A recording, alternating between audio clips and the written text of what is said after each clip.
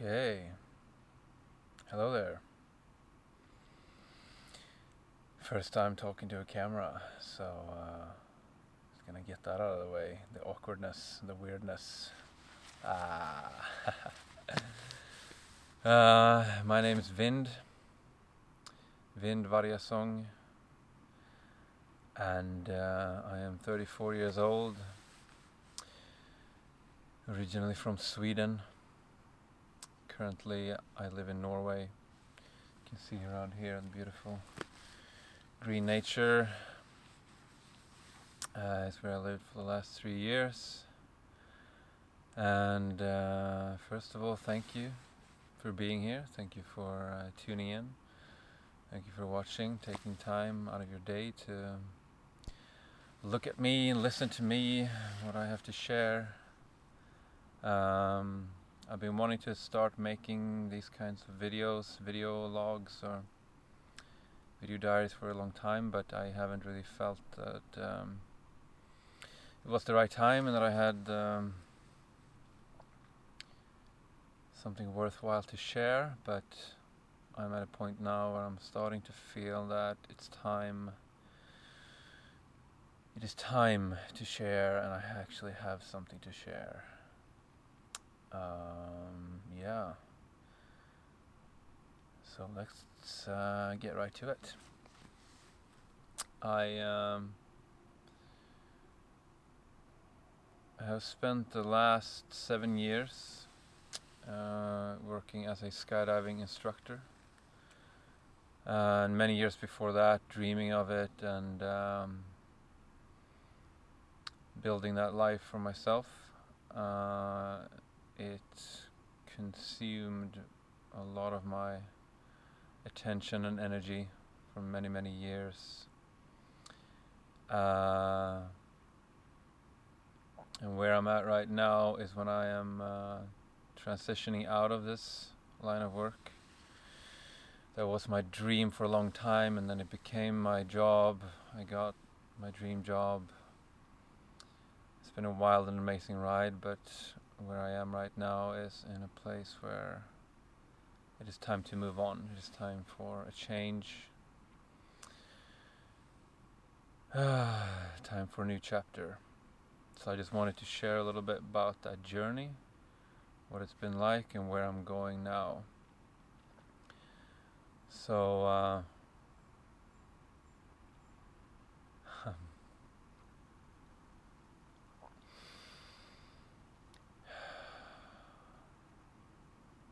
very early on in my life I felt that something was off, something was wrong. I didn't really believe in this model of just finishing school and then studying more so that you could get a job to pay off your loans and then buy a house and be in debt and just be in this trap of society. So I broke free pretty early on in my early 20s. I went backpacking. I traveled to Australia and New Zealand, where I felt very much at home. That's where I found the skydiving school, which I later attended. So I spent many years saving money, and I went to the skydiving school in New Zealand, where I learned the basics of falling out of a plane, how to stay stable in the air, how to deploy a parachute, land on the ground safely, so you can do it again and again and again. Learn new skills, how to fly your body, and how to fly a parachute and land where you want to. And yeah, a lot of things to learn, very exciting, very adrenaline filled experience. And at the time it was perfect because I suffered some great loss in my life, and I felt lost. Didn't know what to do, didn't know where to go. So yeah, the search took me to New Zealand, to the skydiving. And after I finished the school, I went to work as a parachute packer for some time, building up my experience, building up my jumps. I traveled to America, to Chicago, where I did a lot of jumps one summer just to build experience. I came back to New Zealand and I did a course to be a tandem instructor, which is when you strap a person on the front of your body and you jump out of the plane and you get them down safely to the ground. It's taking people for a ride. And all of a sudden I was getting paid to skydive. I was getting money to do my dream activity. So very exciting times. I stayed in Fox Glacier in New Zealand for a while, moved on to Queenstown, beautiful place. That was always my original dream, to be a skydiver in Queenstown. That was like at the top of the list, and I made it. I did it. It was fantastic. Had a beautiful year there, but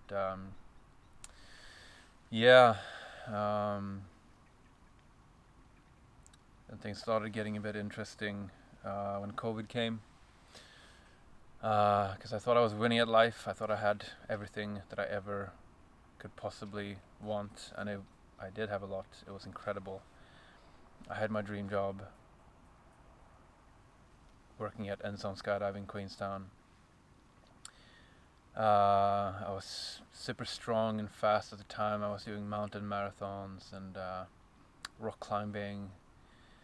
I had a yoga studio, like so much activity, so much force on the outside. External stimulation was at its absolute peak.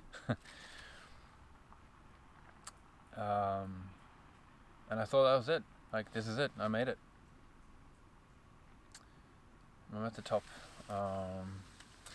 Then COVID came, and and I had a girlfriend at the time as well, which seemed like the perfect relationship, and everything was perfect. And then COVID came, and lost a job, and I also broke my ankle, so I couldn't run, couldn't climb, couldn't skydive. And then COVID shut down the work, and all of a sudden everything I had just slipped away, and the woman I was seeing at the time left me as well, and everything just came crashing down, just crumbled. And if there ever was a wake-up call. And I really struggled not to be able to do my physical activities, because that's how I always coped with my trauma, my fears, my insecurities. I would just activate myself physically on the outside, and as a ways to escape. And I later realized it was the same with the skydiving. I used that as a means to escape what I really needed to face, which is everything in here, of course. And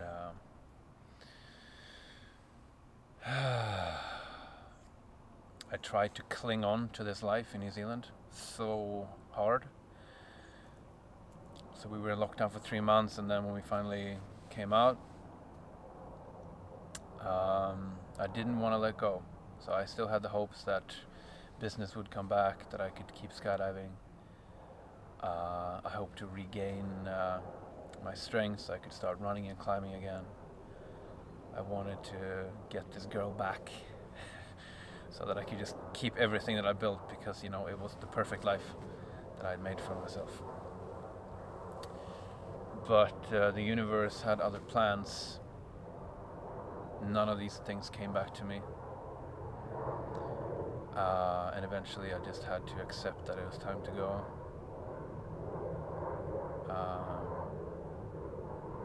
And this was the first time in my life that I really let go and I really surrendered.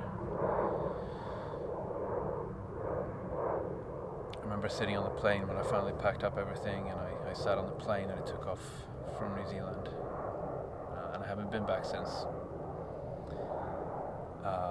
This immense relief in my body. Just letting go. completely letting go of what I thought that I needed to have in my life, what I thought, with very strong emphasis on the thought, that I should be doing, where I thought that I should be living. Having the kind of relationships that I thought that I should be having. Just letting go of all of that.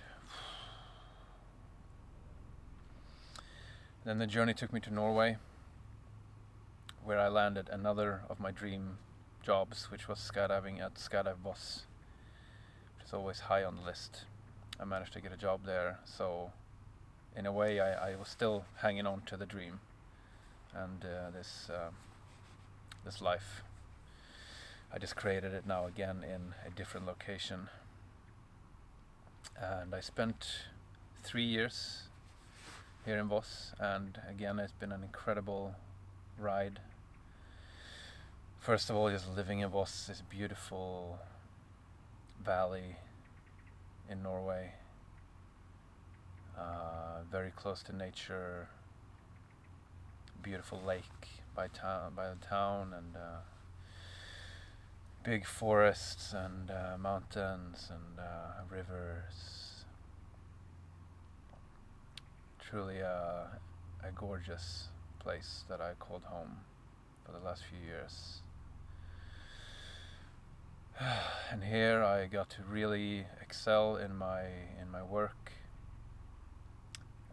Kept doing tandem skydiving and also doing a lot of what's called outside camera or camera flying, which is when you jump with the tandem, but you're on your own and you have cameras on your head and you follow them and you record video and take pictures of the customer, and truly a beautiful way to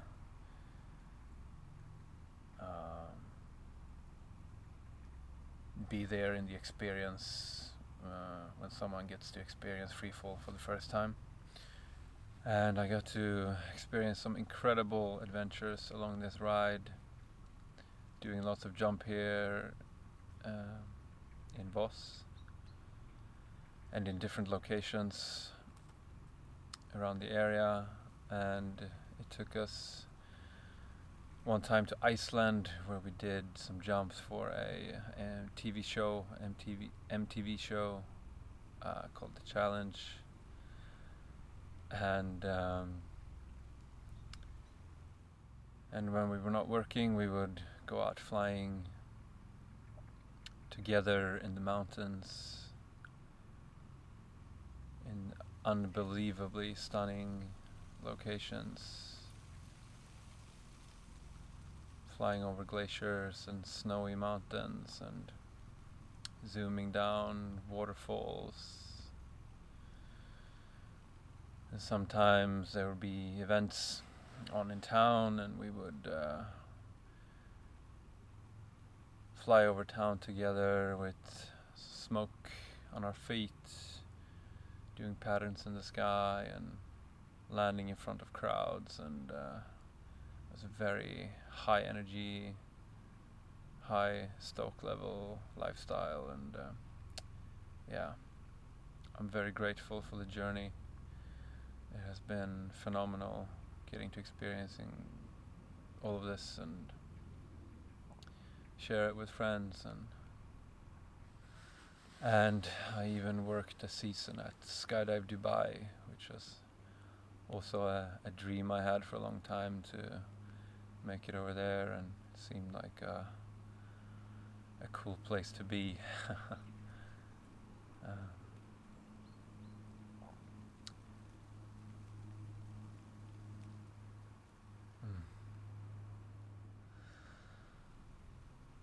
Yeah, I feel very fortunate to have gotten to live this life and had this chapter. But what kept coming back was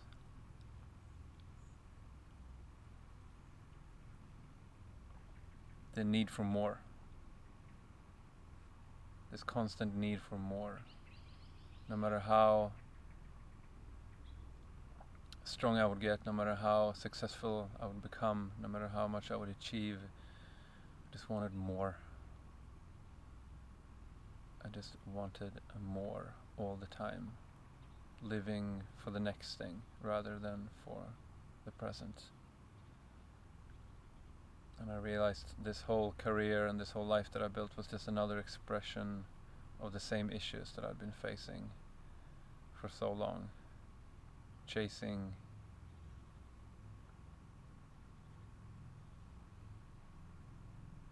a life that doesn't exist. Chasing it on the outside, neglecting the inside.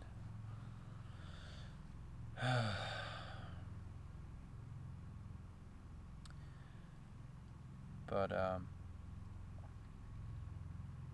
few years prior I had started to practice yoga, and I got my first taste of mindfulness and meditation, which slowly started to take up bigger space in my life. And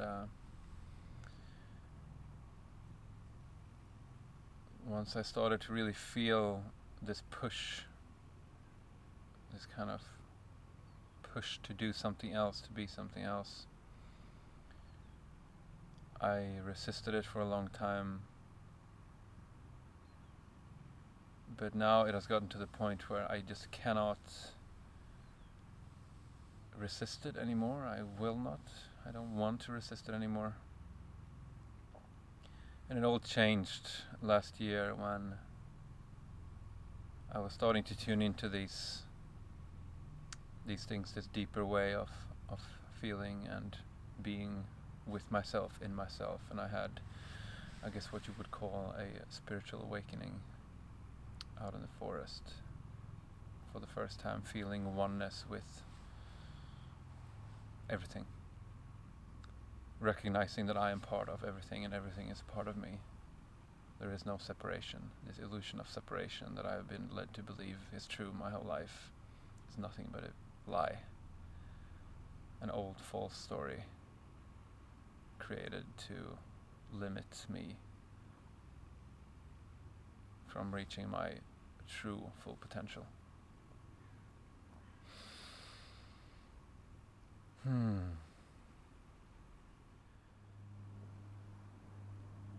So everything changed last year when I was invited to this community festival not so far from where I lived, and it was the first time I really felt the pull of intuition, because I didn't really want to go because it seemed very scary. This was a place to open up and be real and be authentic and connect with people without any substance or external help, just by being yourself, and that was terrifying. But I went anyway because I felt this pull that this is where I needed to be. And what I found was a place where I could just be myself, and I was fully accepted and welcomed in with loving, warm arms into this community. And through some workshops, including breathwork and ecstatic dancing and exploring boundaries in yourself and with others, for the first time in my life, I fully opened up my heart, and I felt what it was to truly be human, to truly be alive for the first time. All these years I thought I had been living life to the fullest with all of these extreme activities, getting as far as jumping off of mountains, base jumping, which was a beautiful experience on its own, but could never compare to the sheer beauty of fully being in your heart and being recognized and being witnessed in that space by other people. Nothing can compare. Nothing can compare to that. So, fast forward to the fall of 2023, as I sit here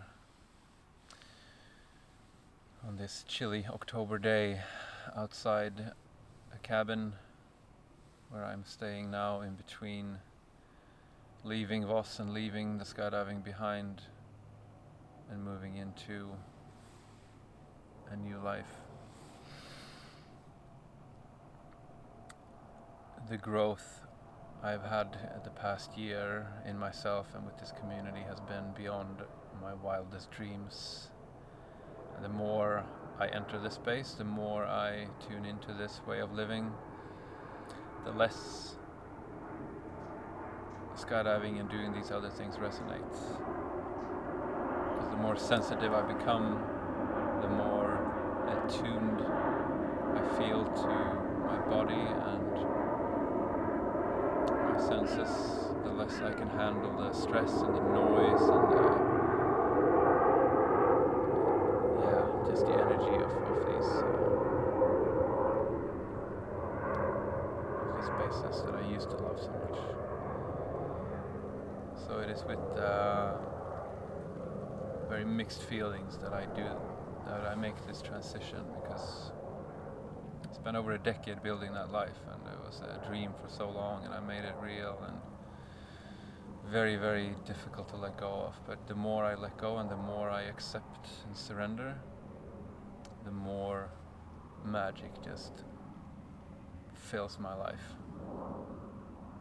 Truly listening to what my heart is desiring rather than what my mind is thinking that I need to do. I'm able to find my true purpose.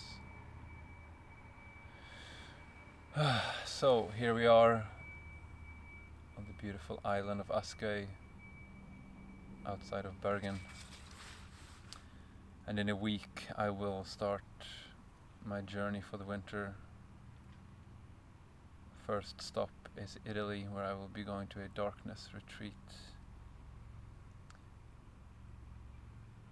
followed by a trip to Mallorca, where I'll be returning to a community called Dima, where I've done some spiritual work before, and I am going back for more beautiful and powerful transformative work.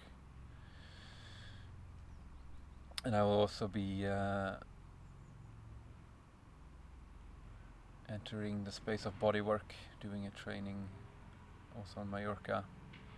And then the journey will take me to Guatemala, where I will spend a bit over 3 months traveling, exploring a bit, and then living and working in a community, teaching yoga and doing photography, volunteering with the community, and just expanding and living and loving as much as I possibly can.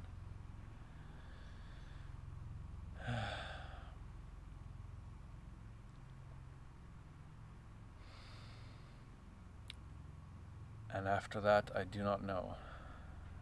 And this is when we enter the uncertainty, the great unknown, the mystery of life.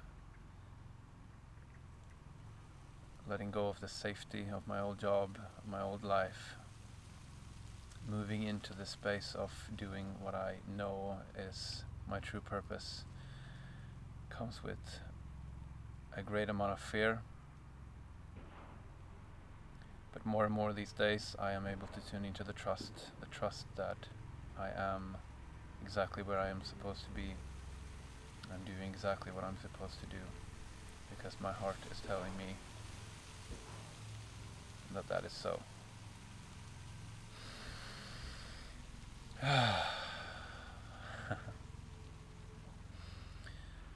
So without further ado,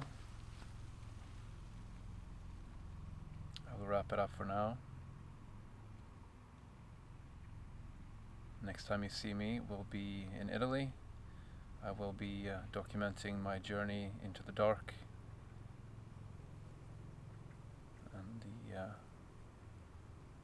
inevitable transformation coming back into the light. So I will see you there. Thank you so much for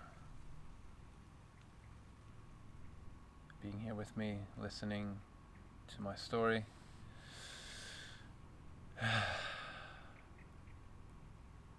there's anyone out there at all, thank you so much. It means so much that you're here, and I really look forward to documenting my journey as I go into this great unknown to search for truth and for meaning, and just to live life to the absolute fullest and explore what it is to truly be human.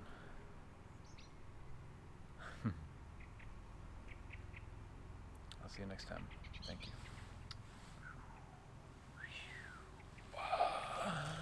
Woo!